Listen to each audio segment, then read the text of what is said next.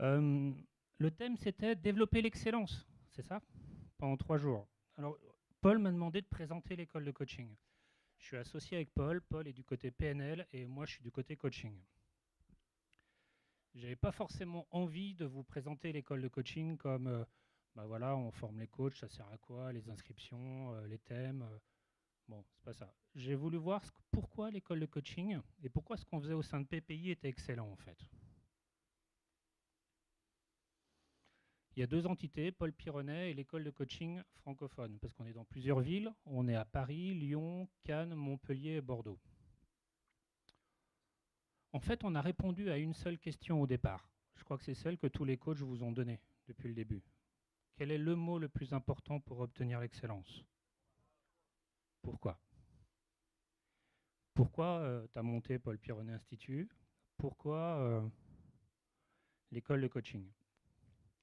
Ben, en fait, il y a quelque chose qui nous a réunis. Une fois, je me souviens d'une discussion qu'on a eue dans un bar, et Paul me disait moi, j'aimerais changer le monde.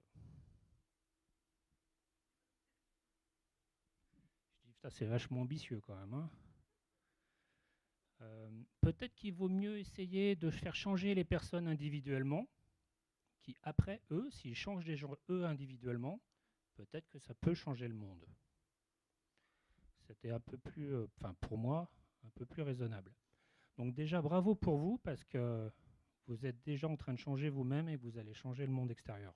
Bravo, quoi. Ça, c'est très fort. Donc Paul s'est occupé de la PNL. En fait, vous êtes en train d'apprendre des outils pour vous accompagner, pour évoluer. Dans l'école de coaching, en fait, pour répondre au même pourquoi, je me suis dit que si on était deux, à deux, on n'allait pas pouvoir changer individuellement tout le monde. C'était là aussi très ambitieux. Donc en fait, moi, dans l'école de coaching, je m'amuse à former des personnes, à accompagner d'autres personnes. Parce que plus on est des coachs à avoir la même philosophie, le même pourquoi, plus on va changer de personne en individuel. Donc voilà, donc ça c'est l'école de coaching, c'est le pourquoi. Comment on fait? La philosophie de l'école de coaching, c'est tous les coachs sont différents.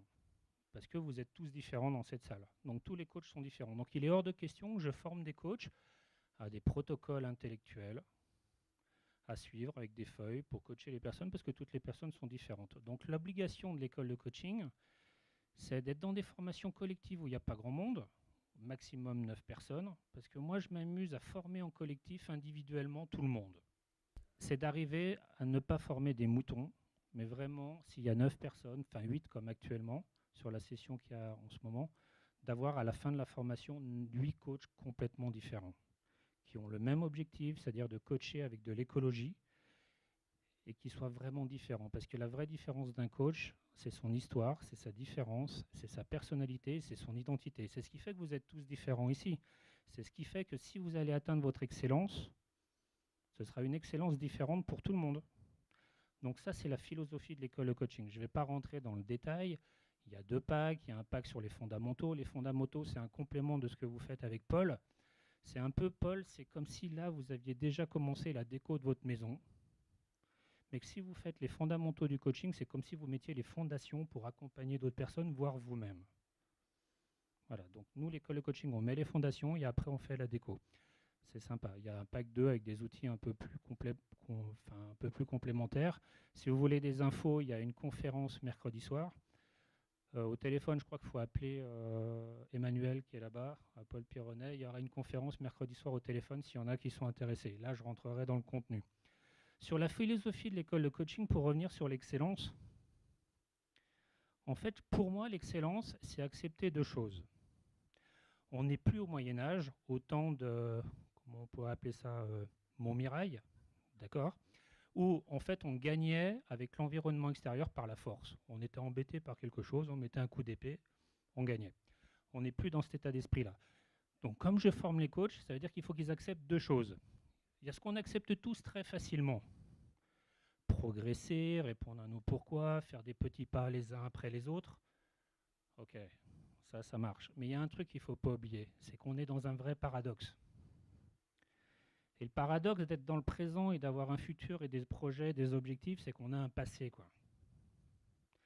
Et ce passé, il nous emmène dans quelque chose qui, pour moi, dans l'excellence, est primordial. Et je forme les coachs par rapport à ça. C'est-à-dire qu'un bon coach va falloir qu'il accepte deux choses, qu'il accepte ses points forts, mais qu'il accepte aussi ses points de vulnérabilité. Et ces points de vulnérabilité, ils viennent du passé. C'est comment transformer notre passé, nos peurs, nos croyances limitantes, tout ça en force pour le futur. Je crois que c'est une erreur d'avancer, d'être dans l'excellence en ne voyant que du positif. Le monde extérieur, il n'est pas très cool, hein. Non? C'est génial. Mais vous savez, par rapport au monde extérieur, un coach, ce qu'il faut qu'il comprenne, c'est que ce n'est pas en frappant plus fort que l'environnement qu'on gagne.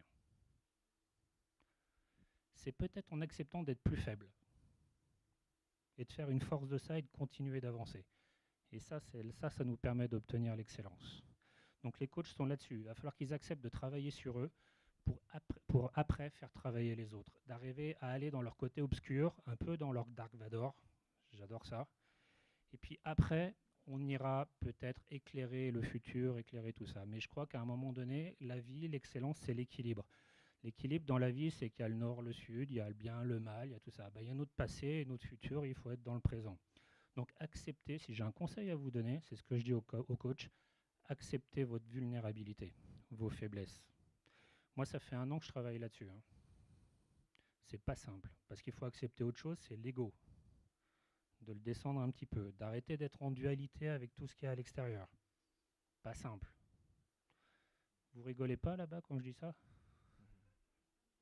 Donc je travaille là-dessus parce que finalement, vous savez, les gens qui paraissent les plus forts, c'est souvent les plus sensibles. Ceux qui donnent le plus d'amour, c'est peut-être souvent ceux qui en ont le plus besoin. Et l'excellence, c'est d'accepter ça, pour moi.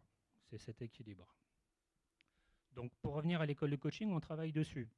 Une autre philosophie de l'école de coaching, là, il y en a qui vont se reconnaître là-dedans, parce qu'on a des vrais, Paul vous a parlé, ou Tania avant, vos valeurs, vos croyances et des choses, c'est vraiment des piliers sur lesquels on avance. Au sein de PPI, il y en a, et au sein de l'école de coaching, il y en a. Il y a une autre valeur dans notre formation de coach, c'est que, alors là, ça va faire sourire certains, toi plus particulièrement, parce que cette phrase t'a marqué. Je forme les coachs à travailler à leur inutilité. Cool. Ouais. Superbe. Vous comprenez ce que ça veut dire? C'est-à-dire que vous ne comprenez pas ce que ça veut dire? C'est-à-dire qu'un coach ne doit pas rendre son client dans la dépendance. Plutôt, il va rendre son client responsable, acteur de sa vie. Ce que vous avez fait pendant 3 jours, là, on obtient aussi une certaine perfection. Non, c'est quoi le mot? Excellence. Waouh! Ouais, t'as vu, on a mis... Putain, c'est sympa. Sympa, hein? Ouais. Voilà, donc travailler à son inutilité. Ça veut dire que si notre client, on doit être efficace, raffiné, élégant, précis, et qu'on a besoin de le voir 2 fois, on le voit 2 fois. C'est tout. Par contre, cette simplicité demande une grande expertise. Et la simplicité, c'est la maîtrise de la complexité maîtrisée. Ça se travaille et on le fait.